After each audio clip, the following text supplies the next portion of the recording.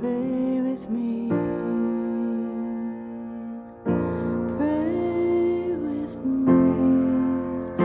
Oh, my soul. Comfort me. Comfort me. Comfort me, oh my soul. Comfort me. Comfort me. Comfort me, oh my soul.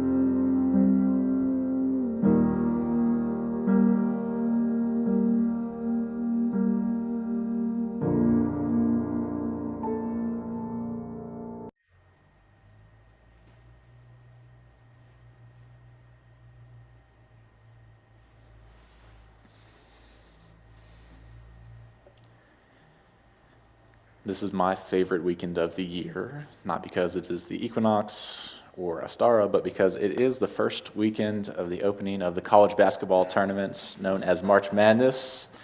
I have done very little except write sermons and send emails and watch hoops on TV. It has been great. And one of my favorite things about March Madness is how animated people can get.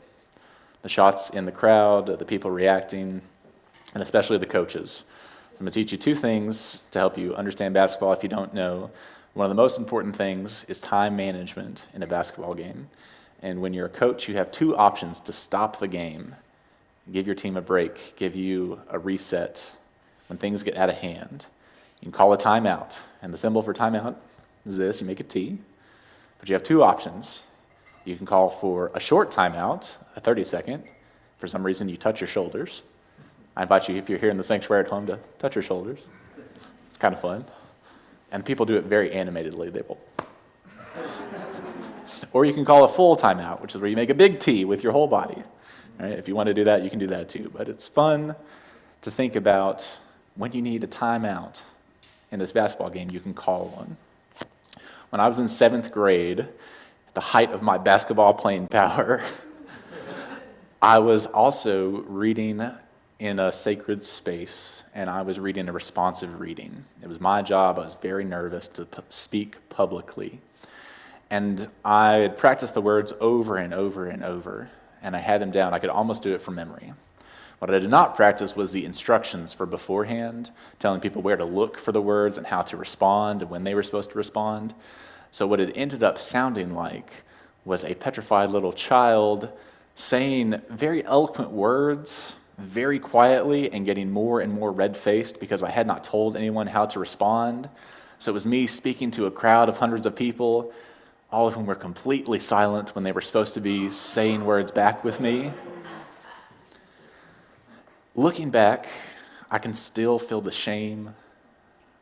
I can still feel my face getting red, my body constricting. And I never thought about why not one adult called a timeout during that to stop me and restart me. It was just me up there. And I can still feel it 20-something years later. You might have an experience like that. I wish you didn't, but I'm sure we all do, because as Janet said, all of us, regardless of who we are, have experienced some kind of trauma. And on the scale of trauma, that's relatively low. That doesn't involve racism in any real way. It doesn't involve physical violence. But the feelings and the aftermath are very similar. It is similar to how I also now feel as a 30-something-year-old person who's looking forward to a trip with friends where we will go swimming at the beach, and I am very excited, and I am aware that I have been sitting on the couch for the past 2 days watching basketball and eating nachos. And for lots of us, there's a lot of shame and pressure associated with our bodies, right? That we are expected to look in some way or act in some way. And I'm feeling that pressure to be with my loving and trusted friends. So I have chosen to start working out again. For those of us who exercise and work out, the idea is that you repeat motions over and over until your body is transformed, until it's something that you can do easily. We do the same thing in basketball practice. We practice shooting, rebounding, passing over and over. We call it doing reps. You have to get your reps in. So I'm sitting here reflecting back on the shame I felt as a 7th grade child and this anticipated shame about my dad bod. And I'm thinking about all the pressures that we face, not just around our bodies, but especially around our bodies, but also in liberal progressive circles in our society. Right? There's a lot of pressure to do the right thing, to be the right thing, maybe to say the right thing. And maybe it's not the right thing, like the just thing, but I do think that there is a stress that comes along with wanting to be part of the group, to be perfectly normal, as someone in my family once put it. That we're not trying to be perfect, we're just normal, but kind of perfectly normal. Because when you're up there alone, standing out, and no one else is responding to the way you're responding, it's tough. It is tough. One word for that, to know what's expected, to know the code of behavior that's required for entry, right? The dress code. If you ever go to the beach, sometimes there's an etiquette to the beach. Like you shouldn't play your music too loud, or you shouldn't have open bottles, or you should definitely have all your clothes on. And when you show up to a new space, you got to figure out what the etiquette is here. Right? If you think about it to the first time you walked into this community, perhaps, or any place, you kind of look around and figure out, okay, am I fitting in? Am I doing the right thing? Am I normal here? For people of color, right, we know that is especially challenging when you are the only face that looks like yours in a space. This often happens at the beach when we have cultural conflicts over what is the etiquette. Can I play music or not? Can I show my body in some way?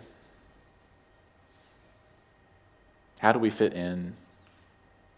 So I invite you to take a second to think about, what is our etiquette here? What is the expectation of ourselves? Where do we learn that from? Could be as simple as dress code, that the minister wears a jacket and a tie. Could be how we sit in the pews. Do we respond to the sermon vocally? Do we move our bodies or not?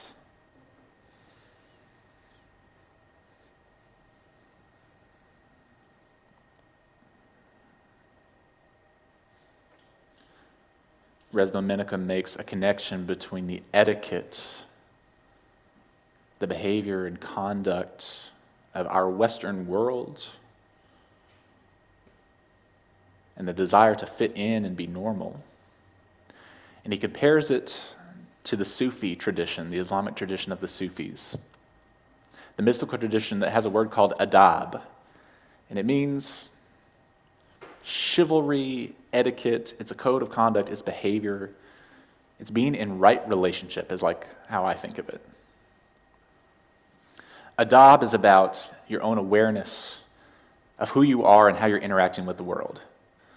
It's about being in right relationship with yourself, with the other people around you, and with God. If we all have a good sense of adab, morality and right behavior, then we're all kind of in the same sphere. If we all showed up to the beach together, we'd all know what to do, how to behave, makes us most comfortable. It's another thought question here. When do you feel most comfortable? Is it because you're an introvert and knowing what's going to happen before you get there is God's gift to humanity? No surprises is your preferred etiquette? Is it because of what you grew up with, how you grew up, either in a religious tradition, some other cultural context? And is it because you've been able to practice this behavior over and over until it's second nature?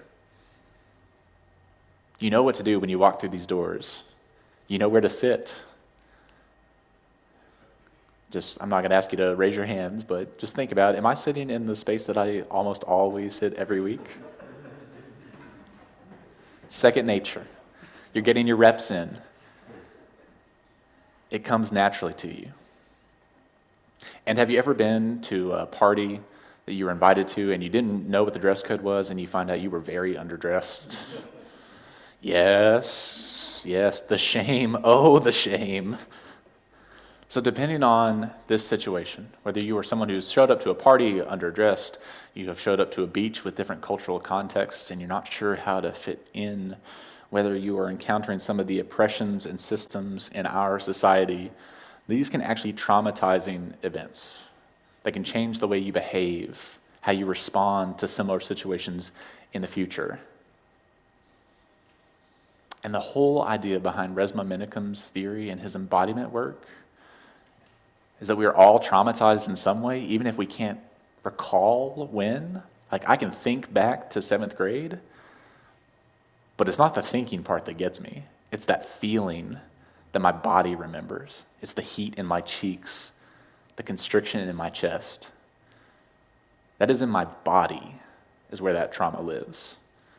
I can giggle about it and laugh at it. I'm sure it was hilarious back then. It's kind of funny now, and I can talk about it in public. That's one of the ways that we deal with the shame or the guilt or the pain of trauma.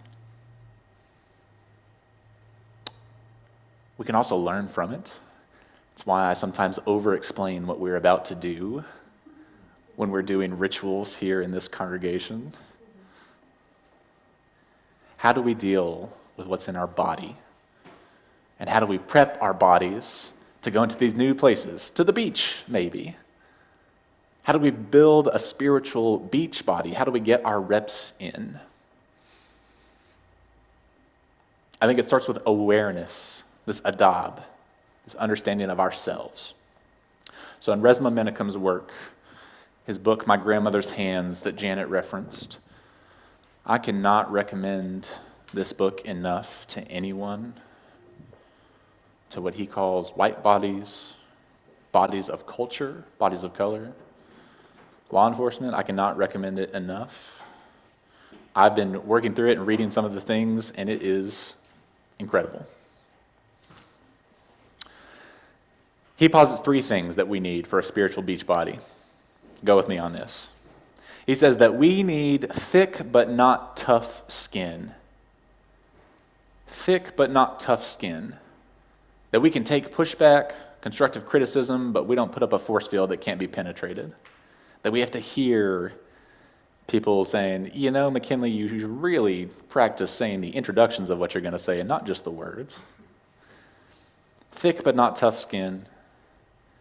A fortified mindset. A commitment to practicing and sharing what we have learned with vulnerability and courage. And a malleable heart. A heart that is willing to be transformed. willing to be affected without taking up all the space at the beach.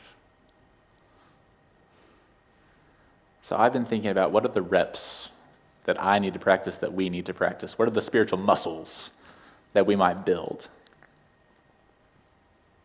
Adab, an awareness. We did these embodiment practices because if you think about it, how many times in life do you get a chance to call a timeout and just take a second? With everything that's going on, always, always, always. Having an awareness of our body, which is what we did, we just focused our attention on places. Does my neck feel strained? Are my eyes sore? Am I feeling sleepy? Can I feel the tape on my ear? Can I feel my earrings? Just connecting with your body, remembering that you are whole, nurturing wholeness.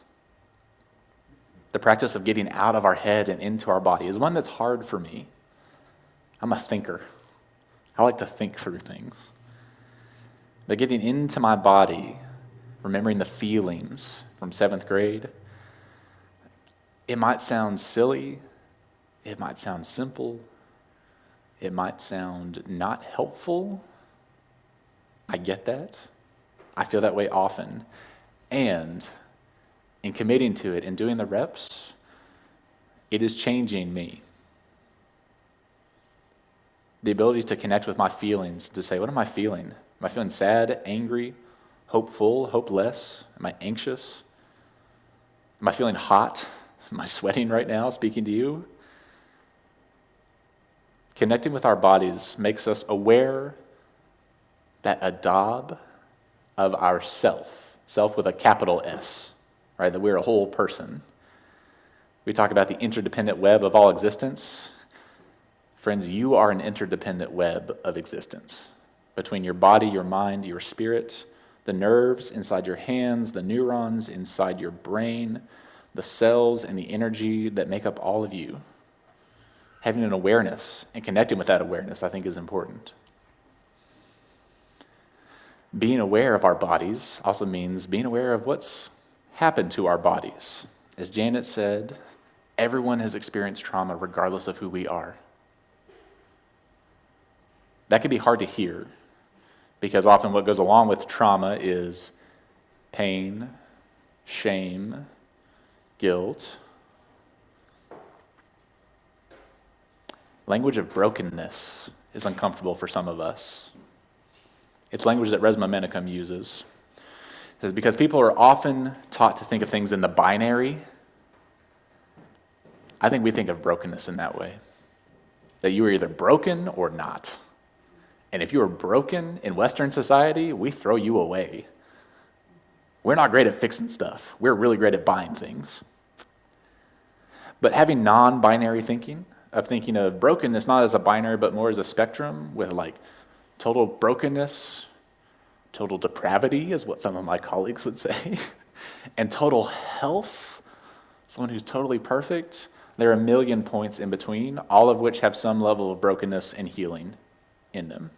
That's been very helpful for me to understand. To have healing language, wholeness language, restoration language, working towards self-differentiation, self-actualization, oneness, whatever you want to call it. Recognizing there's a spectrum, having an awareness of that spectrum. That adab of yourself as someone who has stuff inside their body, an awareness of other selves who have stuff inside their body from trauma, being informed and aware of that, and then having a connection with some kind of spirituality, even if that spirituality is none. If the most spiritual thing for you is being in community, that is where your awareness ought to be. Because in community, as we say, we are not just interconnected with one another, we are interdependent. That we literally need each other to process our stuff. I need someone to tell about my 7th grade shame. I need to get it out of my body. I need to notice it and then let it go. So that myself with a capital S is a little more healed. I've taken a couple of steps towards healing. I didn't go all the way just by telling you about my 7th grade one random day, but I took a little step. I'm getting my reps in. I'm practicing. When we take a time out and we get inside our body to be aware of what's happened to it, what's happening to us, and remembering what the Sufi tradition tells us about the most important part of that adab, that awareness. It's that at your very center, at the core of who you are, is not just brokenness or health or trauma, whatever you want to say. It's the very center, what they call inner light and inner nobility and inner goodness, that you are loved and worthy of love. That's a powerful message for people who have experienced trauma, for all of us. That if we can be aware of that goodness, if we remember that, no matter if we didn't tell the people what to say 20 years ago, no matter if we forget to call a time out, no matter if we've broken our vows 1,000 times, whether we feel broken or healed at the same time, we can choose to remember that inner light, the inner goodness, that you're capable of healing, that your body has stuff and that's okay. But as Resma Menakem preaches, it is a choice to heal, to practice, to get your reps in. You don't have to do embodiment practices. You don't have to listen to a word I'm saying. You can just let it go like some of those feelings and walk out the door. I get it. Maybe that's you today. Maybe it'll be different next week. That's fine. But the warning is that it is always more painful not to heal in the long run. Maybe the discomfort of doing some embodiment now helps lead us on the path towards restoration. So we can choose to let 7th grade me, let my shame run the process. I can choose to stress about my body, whether or not it's going to look the right way for my meet up with friends. Or I can practice. I can get my reps in. Do what I want with my body and then not worry about how it looks. Do what I like with my spirit and try and find some healing. It's a choice. I'm choosing to work at it. So I'm going to share with you one of the practices from the book. I invite you to work at it as well, if you would like. This is the last one we're doing. It involves humming. So whether you're here in the sanctuary or at home, we're going to hum a little bit.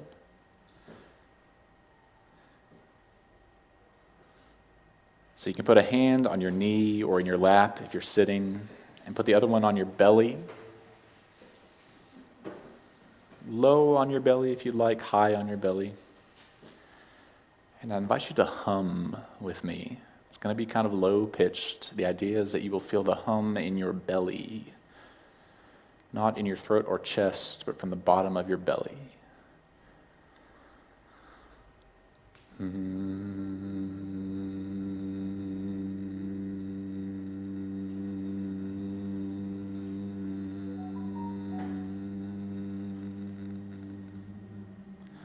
invite you to keep humming.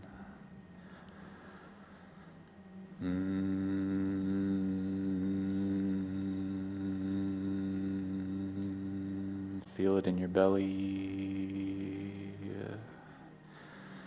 Blow the air out nice and steady.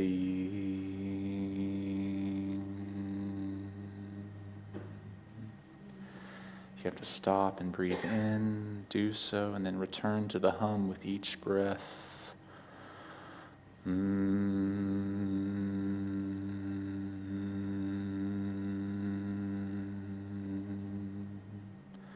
Feel it in your belly. See if you can feel it in other places.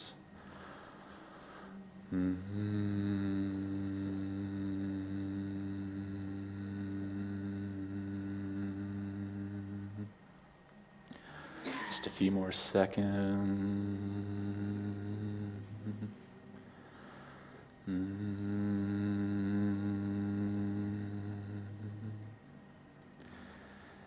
As you finish your hum, put one hand to your head and simply feel down, noticing what you feel. Do you feel heat? Do you feel tension? Do you feel breathless?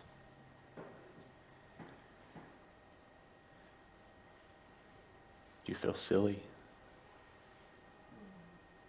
you feel present? This is your body. It is interdependent and interconnected.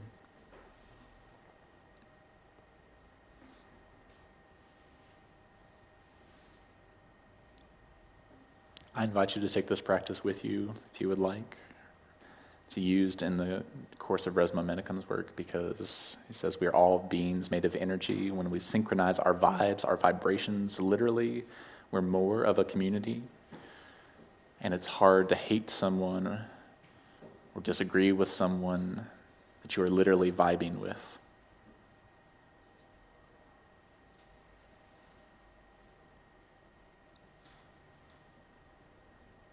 Thank you, friends. Blessed be.